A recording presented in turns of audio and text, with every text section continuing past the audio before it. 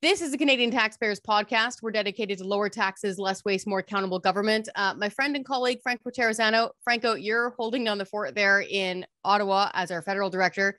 And in between listening to the symphony of trucker horns, you actually managed to put together this massive pandemic pay hike report. It landed on the front page of the Sun newspaper chain. So what gives? What was the main takeaway you found from this report when it came to pay raises? Well, first of all, let me just show you the front page. Here it is. Oh, man. Pretty cool. Hey, this is Rich.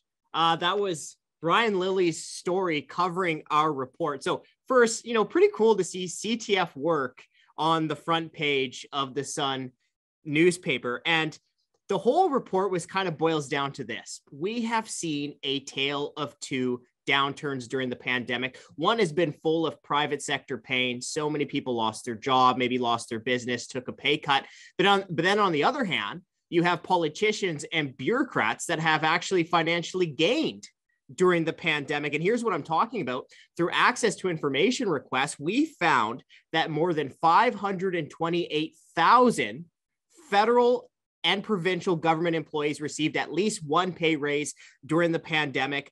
312,000 of those were federal government employees. But here's another thing. We didn't find a single federal or provincial government that cut pay for its employees. In fact, the federal government doesn't have any records of ever giving its employees a pay reduction.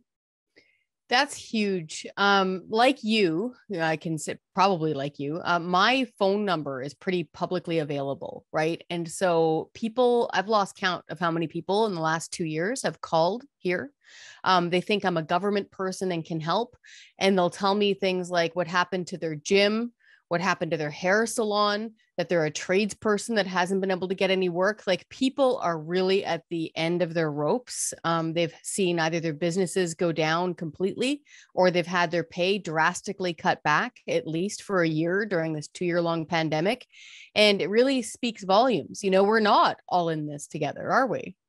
Yeah, it's really unfortunate when you put it like that, because nobody wants to say that. But I think the writing is on the wall at this point. We're not all in this together. And Chris, I mentioned the more than 528,000 federal and provincial government employees that received a raise. That's going to cost a lot of money that taxpayers in the private sector really are going to have to pay back. But here's the real slap in the face to taxpayers.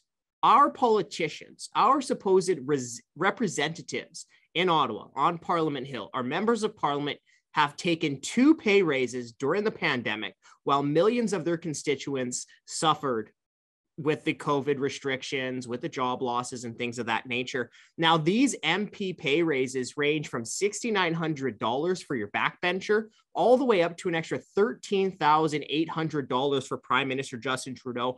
And I mean, these people are paid very well. Your backbench member of parliament receives $185,000 salary. Prime Minister Justin Trudeau receives $371,000 through his annual salary.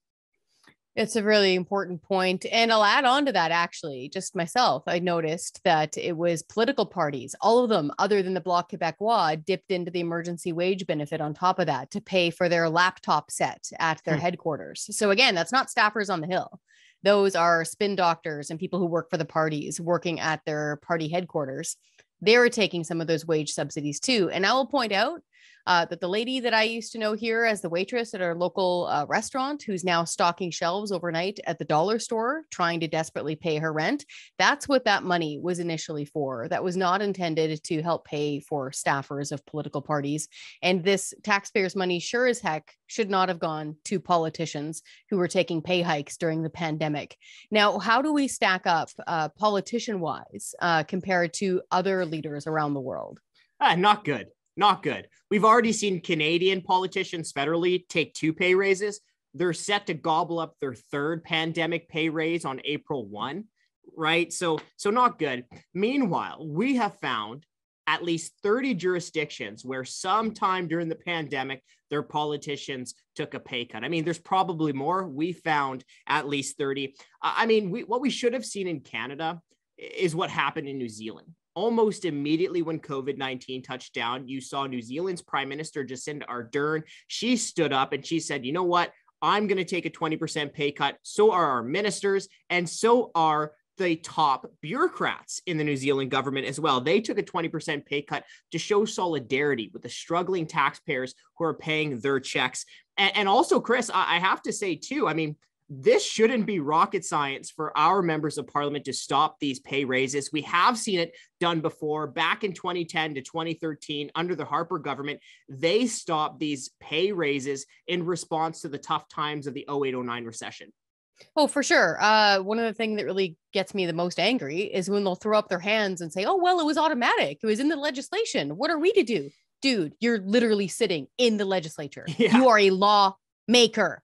It is entirely within your power to reverse these pay hikes. Now, I was reading through your report, and it wasn't just the insult of having paid or salaries increasing, right? The actual volume of bureaucrats, like the bodies who are employed by the government, that increased as well. That's correct. So taxpayers, we're not just paying for higher bureaucrat salaries. We're also paying for more bureaucrats. So the last I checked, there's about 319,000 federal government employees. Now, the number of government employees federally has increased by more than 56,000 federal bureaucrats since 2017, which is about 14,000 additional federal employees every single year since 2017. Now, Chris, maybe I missed something. Maybe I wasn't watching the news as closely as I should, but I don't remember hearing about this Ottawa bureaucrat shortage, right? So why are we seeing thousands and thousands of new federal employees every single year for 5 years? Now, Chris, maybe your audience, you might have heard some of these federal politicians, maybe even bureaucrats talking about how we have recovered the jobs lost during the pandemic. The issue there is, well, which jobs have been recovered? So since the beginning of the pandemic, we have seen about 312,000 new government jobs. Of that, 114,000 or so are public administration bureaucrats. So those aren't nurses, those aren't doctors, those aren't teachers, those are public administration bureaucrats, 114,000 of them. Now, while we've seen more government jobs added during the pandemic, we still see 80,000 fewer jobs outside of government. So it has not been an even recovery. No, absolutely not. I have a friend in Alberta who used to be a manager, like a very reasonably paid hotel manager for a good hotel there in Alberta. And because of what's happened, yeah, she's also stocking shelves at a dollar store in order to try to help her husband make the rent. So even if they've, recovered a job, quite often it's not even anywhere close to the same job on top of that. And to be clear, like you just pointed out with these bureaucrat jobs at the government level, these are not, humbly paid janitors that we're talking about here. In many cases, you were saying that these bureaucrats are making 6 figures or more.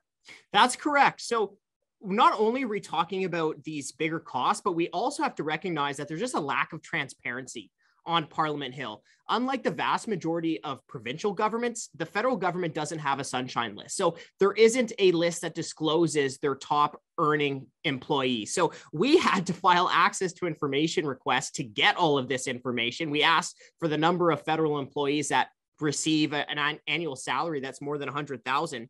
Nearly 75,000 federal employees would be on the sunshine list because they would make a 6-figure salary. Now, that's a huge eye-watering number. But again, what's really an issue here is that we've seen that number increase by nearly 6,000 federal employees during the pandemic. Between 2019 and 2020, the federal sunshine list would have increased by nearly 6,000 employees.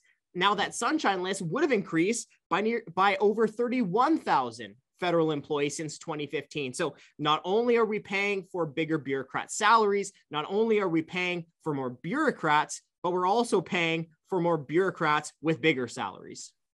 Unreal. So we really want to hit the nail on the head here, folks. The next time you see a politician or a bureaucrat standing at a podium telling you that everything needs to be locked down or they need to do this or they need to do that because we're all in this together, you remember, no, we're not.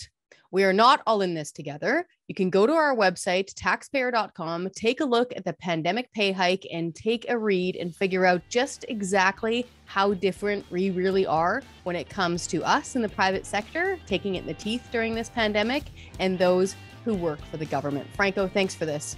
Hey, thanks for having me on. Hi, I'm Scott Hennig, President of the Canadian Taxpayers Federation. If you've got another minute, I'd like to ask you to think about the one person you know that would really enjoy listening to this podcast. Do us a favor and do them a favor and send them a quick note to let them know about it. At the Canadian Taxpayers Federation, we believe there is power in numbers. That's why we've worked so hard to build an army of taxpayers who are ready to push back. And we did it because people like you shared our work with that one person that they knew would really appreciate taking part. Thanks for listening.